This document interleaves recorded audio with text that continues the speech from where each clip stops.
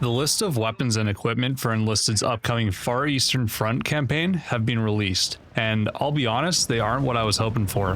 What the f is this piece of shit? In this video, I'll start off by listing each of them off and provide my thoughts on each of them. My next video after this one is going to cover what I think should have been added instead. So let's get started. First off, USSR gets the Chinese Type 88 rifle.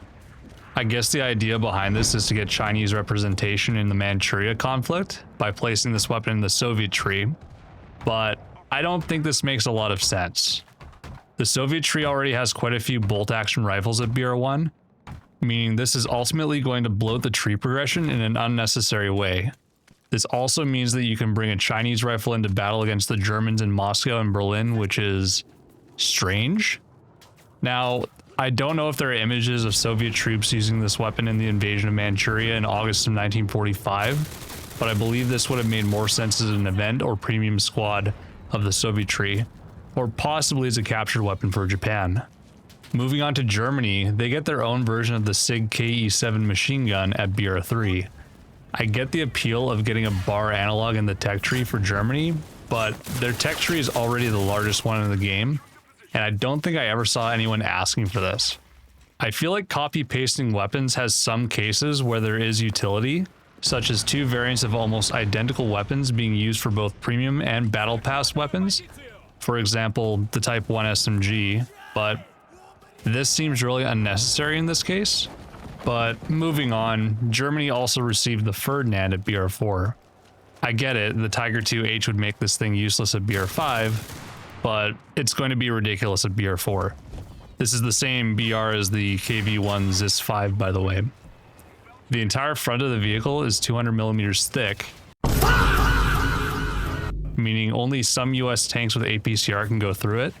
And since it has limited gun traverse and no machine gun, this vehicle is incentivized to sit in the back of the map. Now, I think the Ferdinand and Elephant are cool vehicles. I just don't think it made sense adding them to Enlisted. They just don't fit the gameplay at all. Sorry. And speaking of not fitting in, the USA tree is receiving the Browning M1919A4 as a BR4 machine gun, but it's not a normal machine gun. If anyone remembers the Solotherm Battle Pass anti-tank rifle, imagine taking the restrictive functionality of the weapon, which is only prone use or bipod use, and then applying that to something like a machine gun in a tech tree weapon. Now, I think it's cool to have gimmicky weapons that have unique mechanics, but putting that in a tech tree weapon is just flat out a mistake. I think the only time this makes sense is if there's something in that role already that doesn't have a gimmick in the tech tree. Something like the Browning M1919A6, which I've always believed should be down tiered to BR4, since it's more comparable to weapons at the same rating. The M1919A4 will likely get changed to allow non-ADS firing, but I genuinely think a gimmick weapon like this will confuse players that unlock it, and we'll likely see forum posts and Reddit posts in the future with players asking why they can't shoot their brand new machine gun. It's a really avoidable issue. The USA tree also gets the B-25J-30 bomber at BR5. It's essentially their analog to the Soviet Tu-2S, and it's fine. Most people that know me know that I'm not a fan of developers incentivizing more HE spam, but the P-47D-28 is comparable to this already. And I guess something of note is this vehicle will come with a brand new Attacker 3 squad for the US tree, which it's been needing for a while. So, to me, this is the least controversial addition to the list so far. Now we move on to Japan, and we get something that a lot of players have been waiting for, myself included, the Type 2 6.5mm. Japan finally gets an assault rifle at BR5. As of now, it only has a 20-round magazine, but a pretty decent rate of fire. But people in the forums are already comparing it to the Thompson 30 cal, which I think is reasonable. As far as we know, the weapon was supposed to have a 30-round magazine, so just bumping it up to that should make it more reasonable for BR5. All in all, great addition.